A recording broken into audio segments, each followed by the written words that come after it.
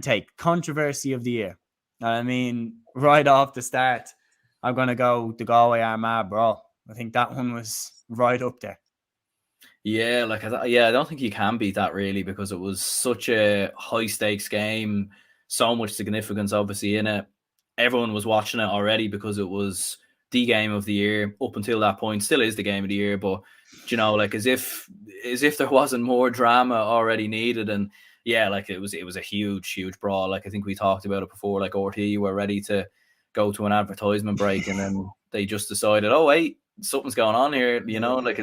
It's as if, it's kind of funny. Everyone kind of downplays it and says, oh, it's terrible for the GAA and everything, which, look, it definitely is. But, there is an element of hypocrisy as well, where we're all we're actually nearly looking back at it now with some fondness. And look, mate, at the end of the day, no one got physically hurt. Although there was the incident with the eye gouge and everything else.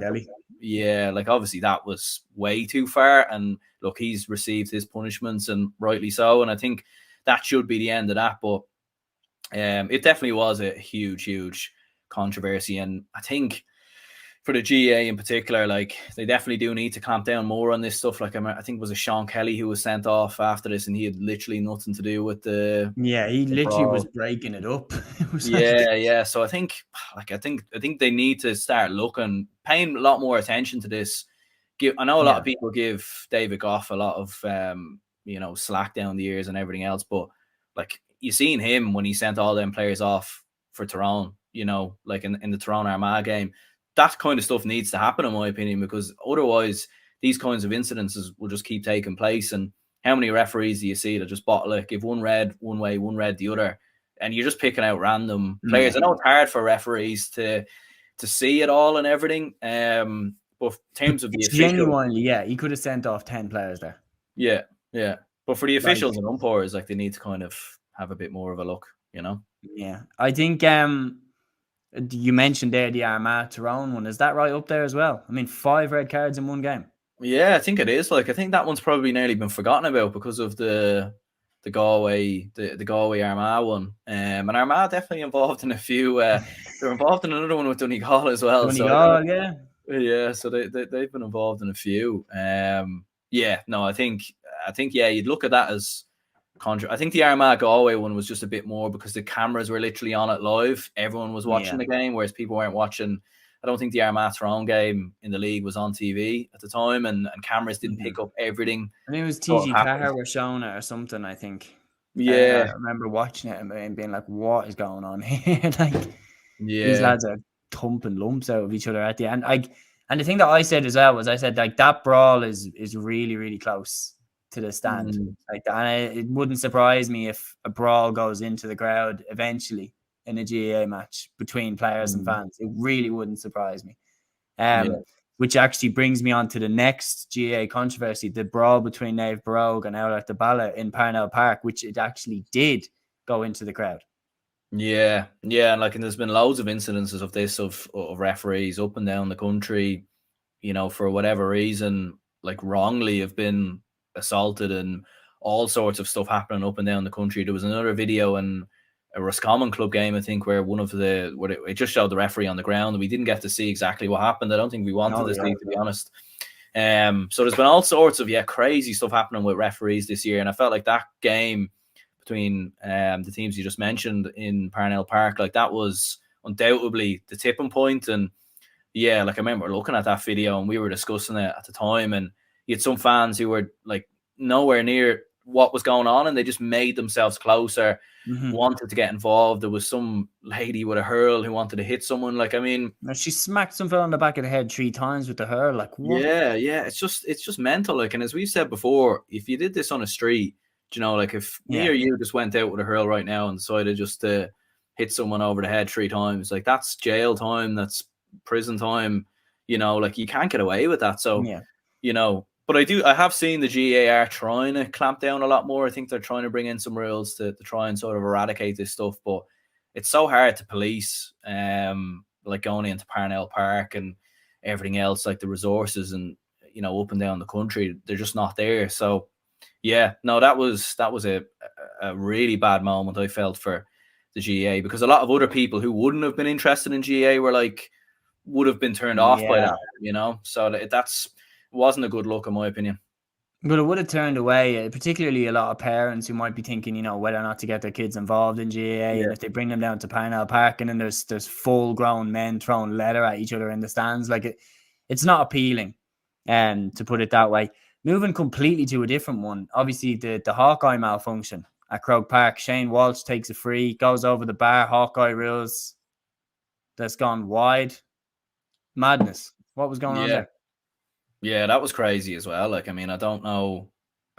Like, it's one of them bizarre moments. Remember, we seen it in like soccer, to use the term, one year in the Premier League where like the goal line technology just didn't work.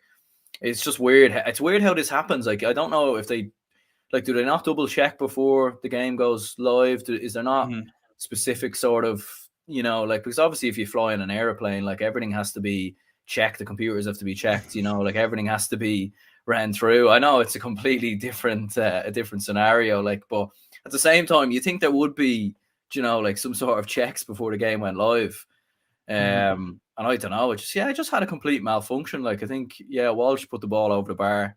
Hawkeye said it was wide and like even showed the ball going wide, but then the replays clearly showed it was going over the bar. Yeah. You know, at least though with this one though, like we kind of did get a solution. Like the point was awarded, so like in the end it was kind of okay. But like, but it wasn't, in my opinion, it wasn't as bad as when Limerick played Galway in the minor hurling final, and Barry Nash scored a point, and Hawkeye ruled that it had gone wide, and the ref went with Hawkeye and ruled that it had gone wide, and Limerick ended up losing that game by a point. I mean, like, imagine if that Galway Derry game had been close and it had come down to 1 point swing either way, then I think it would have been a lot more controversial if they had ruled it out. Yeah, definitely. Like, I mean, thankfully enough, anyway, they awarded it. Like, I think the word on the street was that Pádraig Joyce and the Galway team weren't going to come out at the start of the second half. Not entirely sure how true that was, but you know, like you imagine what would have happened if they didn't come back out. Like that would have been mental. You know, it would have been a complete standoff. You're talking about like the Clare Offaly game from all them years ago all over again. But thankfully enough, anyway, common sense did prevail. The officials could clearly see what we could see, and they seen, right, there's been an error, there's been a mistake, award the point. And it should just be like that, like, you know. Then moving again to a completely different field, Shane Walsh's transfer. We mentioned about him taking that free against Derry. Shane Walsh's transfer to Kilmacud Crokes. Big controversy about that. A lot of people saying that it shouldn't have gone through. It did go through. And I don't think I'm too controversial in saying that Shane Walsh has been the difference for Kilmacud Crokes in quite a lot of games. Yeah, he definitely has. Like, I mean, I don't think it, like, I think that's just how it is, though. Like, at the same time, I don't really see this as, I know a lot of people have been kind of annoyed by this and the fact that such a high profile player from another county can end up playing for such a high profile club in another county, which he has no connections to. But at the same time, there are so many players up and down the country that work and live in a specific county, and they obviously want to play football for a club that's closest to them. Now, we don't know exactly where Shane Walsh lives or at and whether he's actually living in that sort of area. I presume he probably is, in fairness. You know, like, but there's so many players up and down the country. I think it would only be a huge controversy if Shane Walsh played for Dublin, you know, and maybe it would become more of a controversy if you start seeing other players from other counties that suddenly realise, that play for smaller clubs, that suddenly realise, oh, well, if I go and play for XYZ in the Dublin Championship or the Kerry Championship or the Cork Championship,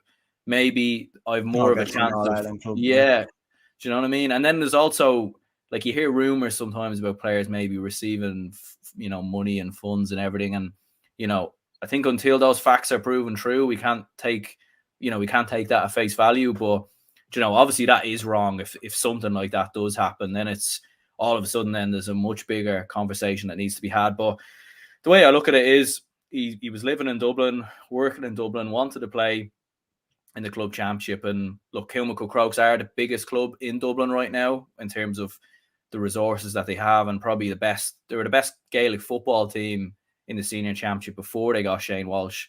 So yeah, like it's one of them where it's, you know, it's probably going to upset some people, but I think all in all, when you look at it if he's working and living in Dublin, he should get a chance to play for a Dublin club, you know?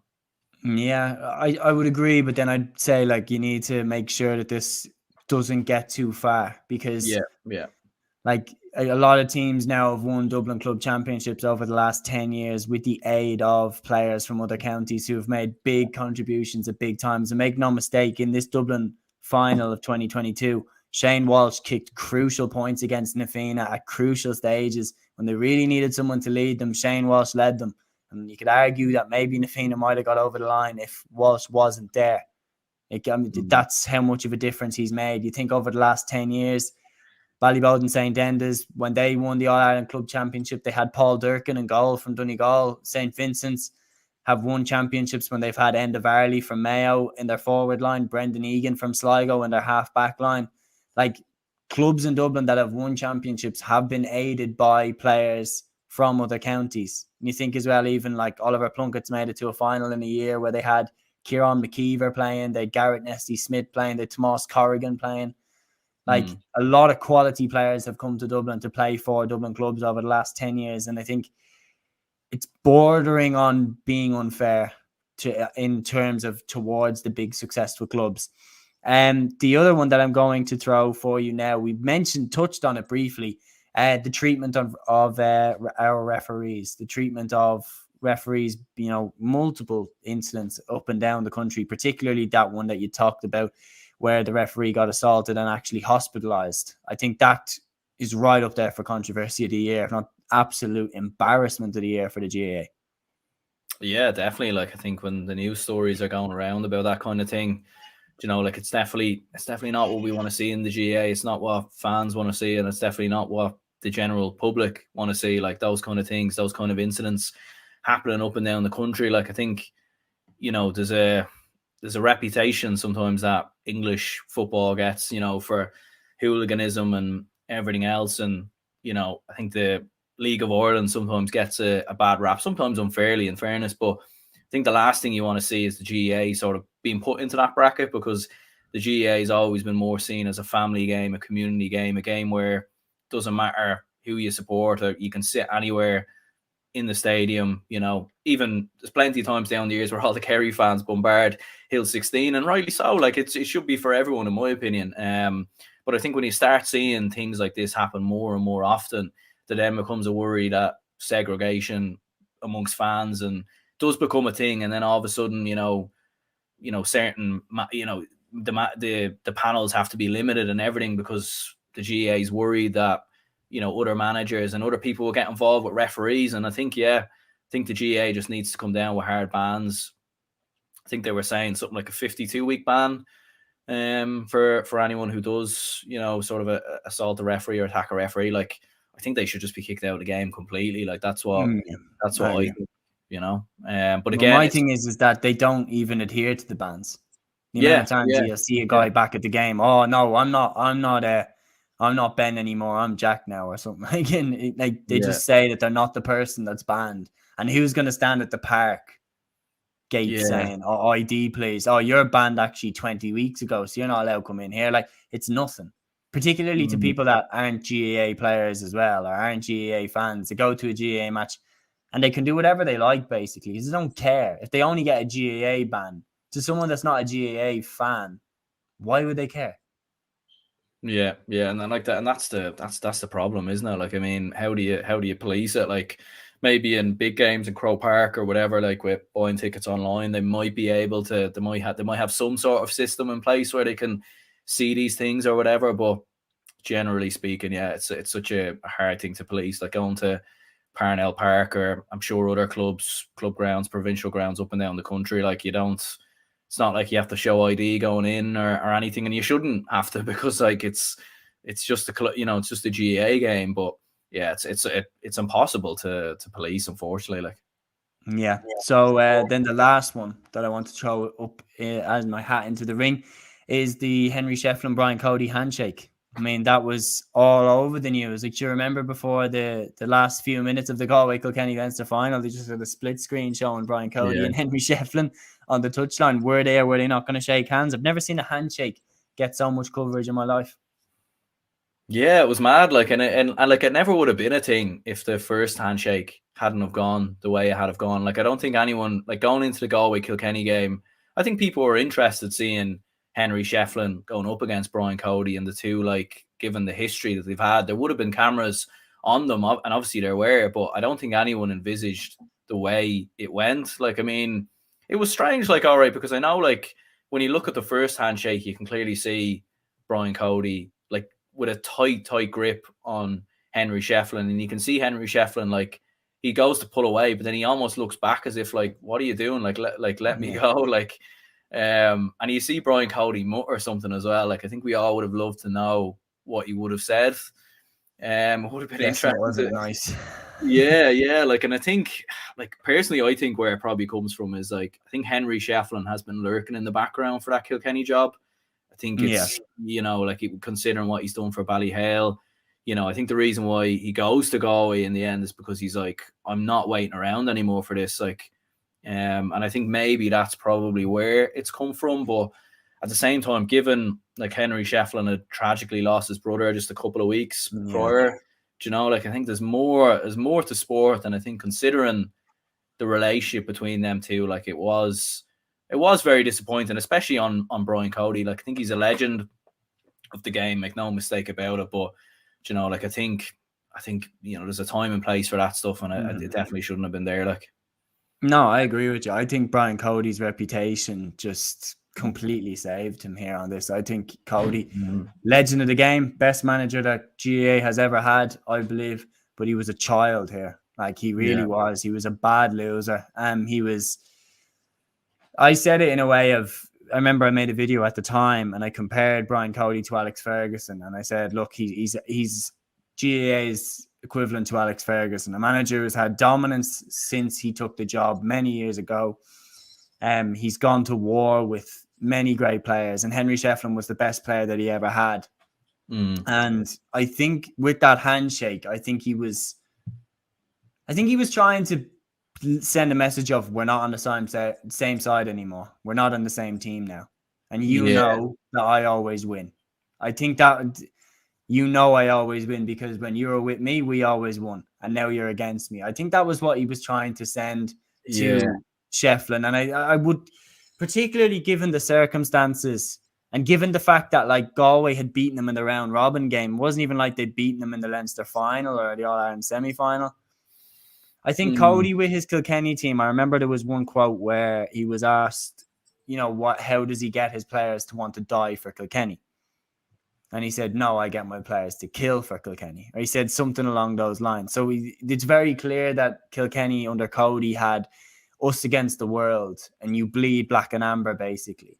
And I feel like Cody would have been very, very pissed off when Shefflin went to a direct rival to Kilkenny. Like, make no mistake, Eddie Brennan going to Laois, Michael Fennelly going to Offaly. They're not going to trouble Kilkenny. But Henry Shefflin going to Galway, they'll give a serious chance to Kilkenny. And they beating them in the round robin, I think that showed Cody that, like, look, we're right there with you. And I think that's why Cody, not only have you then gone against Kilkenny and maybe are going to stop Kilkenny winning silverware when, we have been in this together for years. Now you're against me. But I still think at that moment, Cody should have just shook his hand and said fair play and moved on and got ready for war in the Leinster final, which he did. Yeah, like, and even the second handshake, like, you could see Henry Shefflin was definitely more prepared this time. He went over, like, but he was the one who walked over and, like, gave him a quick handshake, and you could see, like, with Shefflin's body language, he was like, I'm not getting roped into this time around. But you could see Cody again kind of say something again, like, and he was still a little bit bitter, like, and it probably is a case of he's, maybe Cody's probably looked at it and thought, like, like, you always see him talking about standards and talking about, you can tell he's extremely motivated and really, really into it. You'd have to be if you're managing Kilkenny for as long as he has. And it's probably a case of, probably does look at Shefflin, turning his back on him maybe and everything else. But yeah, like, I don't know. Like, it's interesting. And obviously in interviews after, like, both downplayed it straight away, and no one kind of, they were both asked about it, and nothing really was said from interviews or anything. So I suppose it's one of them things we'll never really know, probably, unless Cody writes a book or Shefflin writes a book at some point down the future. Which will happen, by the way. Don't worry, Yeah. we'll find out in about 5 years what was said. I'm going to go with the referee abuse. I'm going to go with that as my number one controversy. I think that because that's bad. Like, that's really bad. And if you're talking, like, scuffles have been in the GAA for as long as I can remember. And they've always been there. I mean, sure, when you were doing your research, you found an All-Ireland final from the 1890s between Dublin and Cork where it got abandoned due to fights. Like, fights have been there in the GAA for eternity. But the referees, that's not been there. So that's my pick. Yeah, like, and the worry as well is, like, if something like that happens in a big game, you know, like, we all seen the Loud Meath scenario, like, and obviously they've clamped, there's no pitch invasions now because of that, but the worry would be if something big happens in an All-Ireland semi-final, All-Ireland quarter-final, everyone in the country watching, you know, and it's on national TV and something like that happens, you know, like, so that's why they need to clamp down on it, because, like, if something like that happened, then all of a sudden it becomes like a national incident in many ways, you know?